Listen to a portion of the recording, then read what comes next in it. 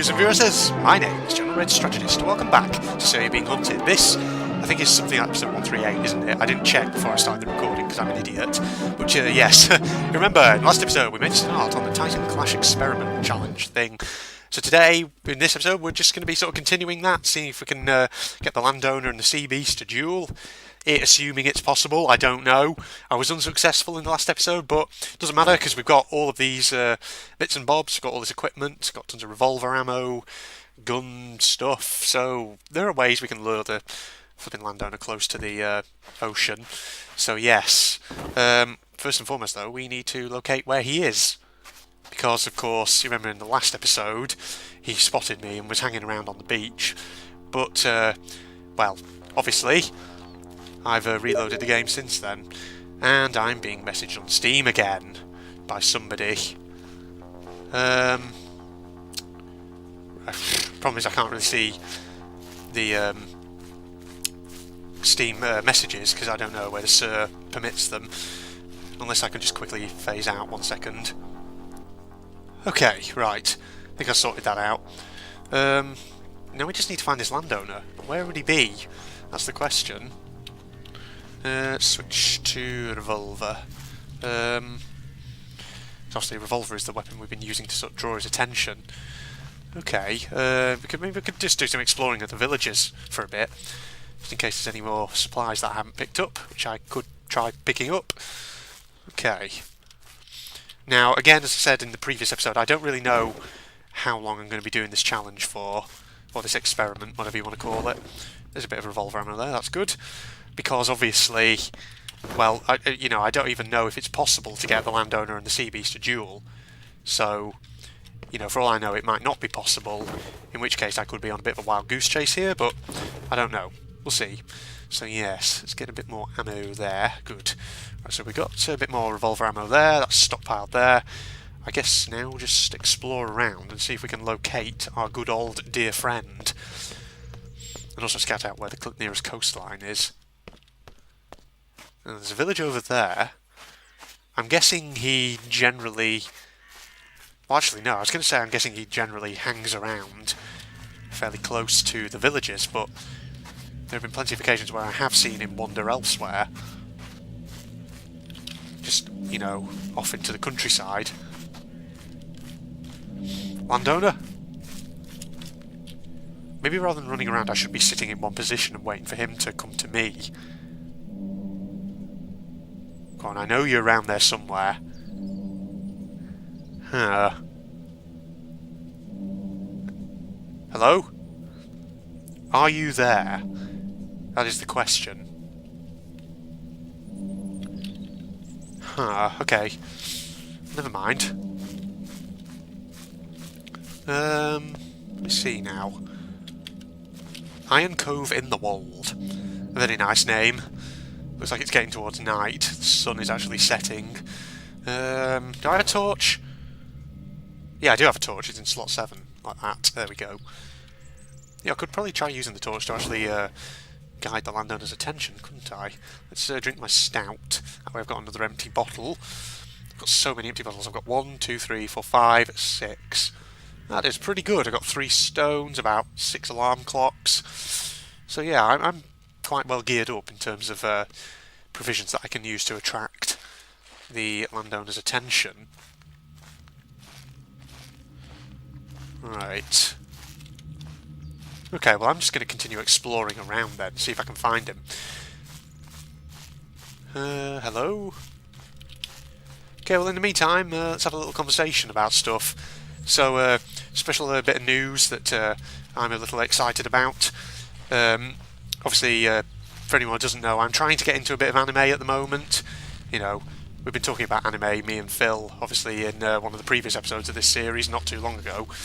Obviously I mentioned, Ruby, things like that. But some of you who've watched other videos of mine may or may not be aware that one of my favourite animes, and it's a bit of a guilty pleasure, that I've ever seen, of the few animes that I've ever watched, I must admit, is a certain und Panzer. Because, why not? I'm a military sort of history fan. And, you know, particularly, I have a particular interest in the Second World War, so naturally Girls und Panzer was a bit of a winner in my books. But the reason I mentioned this show is because I was browsing around on Crunchyroll News, and apparently the Girls und Panzer Der Film, which was released in November 2015, if I'm not mistaken, has, Sentai Filmworks has apparently acquired the actual license to it. So they're going to be distributing it in North America, I think the UK, and possibly maybe parts of Western Europe. I'm not too sure about that latter possibility, but certainly in North America and the UK I know that for a fact, because it says that on the Crunchyroll site. So I'm pretty damn excited about that, because obviously, you know, I've watched the TV series of Girls und Panzer and I've watched the TV OVAs because they're available. Sentai was able to license those, and they were pretty good. So, you know, for some time now I've been wanting to see some more Girls und Panzer, but I've been unable to. Because the problem is, the only sources out there for English subbed versions of the film and the Anzio OVA are on sites which are, let's just say, less than reputable, that I don't want to be going on. Because, you know, a lot of people say, oh, you could just go on sites like Kiss Anime and look for it on there, but isn't Kiss Anime technically illegal? Because, I don't know, they're not legally streaming these things, so you know I don't want to go on there because then of questionable reputability. Is that a word? Reputability? I don't know, but yes, you know what I mean. So yeah, when I heard that basically Sentai Filmworks had actually licensed the GUP film, I was pretty damn excited. And obviously there's a trailer as well for the English dub that they're going to do. A lot of people I noticed don't like the English dub of Girls und Panzer. They think it's really shit. I'm going to be honest, I might be one of the minority who actually prefer the English dub of Girls und Panzer to the Japanese version. I know, shock horror, people are probably going to be looking at me and thinking, General, what the fuck? Why would you like that?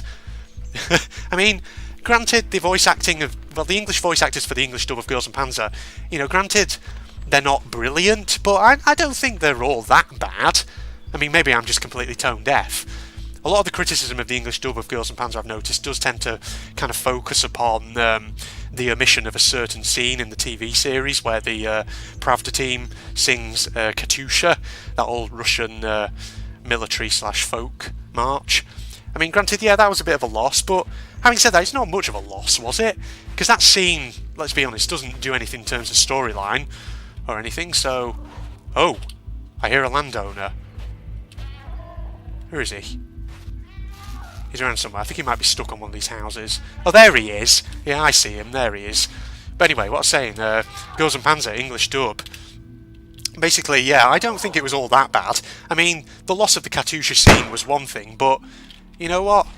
That's not a big loss, considering that that scene doesn't have anything particularly to do in terms of the story or anything.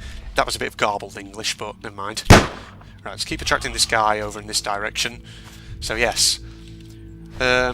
Right, come on, get him over here. Keep attracting him in this direction.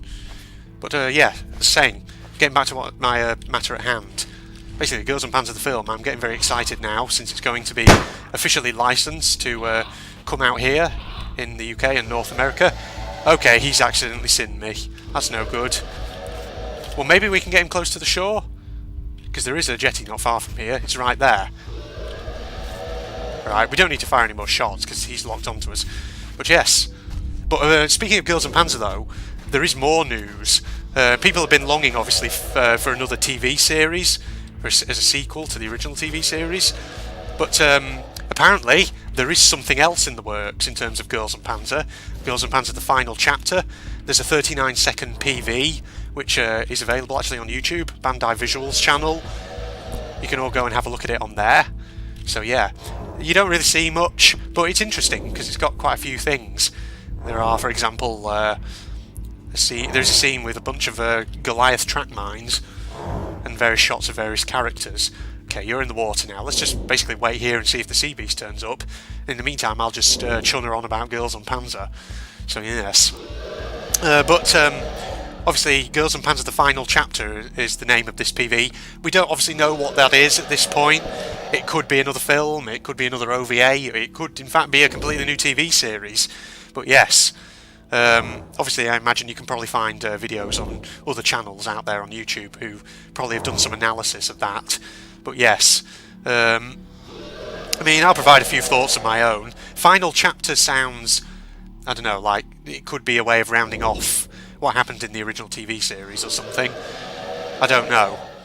I'm not sure. I mean, it sounds, like I say, very final, as though kind of it's very absolute. So, God knows what it's going to be about. I mean, obviously it's going to be about girls and tanks. Clearly, we all know that, but yes, there you have it. So I'm excited for that as well, but obviously we don't know when that's going to be released or anything. I'm just wondering if Sentai Filmworks have been able to acquire the license for the Girls and Panzer Anzio OVA, because that was something that was released in 2015 as well, I think. Was it 2015 or was it else time? Another time in... I don't know. I'm not entirely sure. But yeah, if anyone doesn't know, basically in the original Girls and Panzer TV series, there was an episode where... Well, part of when the ORI Academy was in the National Tank Games, Senshido Games, that's technically called in Japanese, and they were supposed to fight this Italian-themed team, but you don't really see much of them in the TV series, this Italian team. But basically, the Anzio OVA was a way of the producers going back to that and saying, okay, here's the battle that you didn't see during the TV series. And of course, you know, again, that's probably available on sites like Kiss Anime, but obviously, like I say, sites like that are of such dubious reputation that I don't want to go on them, because, again, I don't want to feel like I'm doing something wrong. So, yeah, there you are. But I'd like to know if Sentai Filmworks has got the license for the Anzio OVA as well. Ooh! Jesus. It'd be good if you could attack the landowner, please. It'd be very, very good if you could. Yeah, get onto the jetty again. Okay, shouldn't have gone in the water, should I? That was a bad idea. There you are. See, I don't know if it's really possible to get this to happen, but here we are. Where are you going, bud? You just sort of moving around over there? Whoa! Shiver me timbers! Oh, what are you doing? How are you even hitting me? What?! Wow. Okay. Well, that was quite something. He didn't even go for the landowner, he went for me. Well, tell you what, I'm going to say that's the end of the Titan Clash experiment, because, yeah, I really don't know if it's actually possible to get them to fight each other. The problem is that although you can get the attention of the landowner, you can get him right down to the coast, it's getting the sea beast to pop up in the right location that is the issue there, so, yeah, that is problematic. And the thing is, I don't know, the Sea Beast only really seems to lock on to the player. So, if he was to attack the landowner, it would be purely by accident, but the chances, I think, of getting them to do that are really quite slim. I don't know if it's really even possible. So, yeah. I don't know if I'll do any more episodes on this experiment.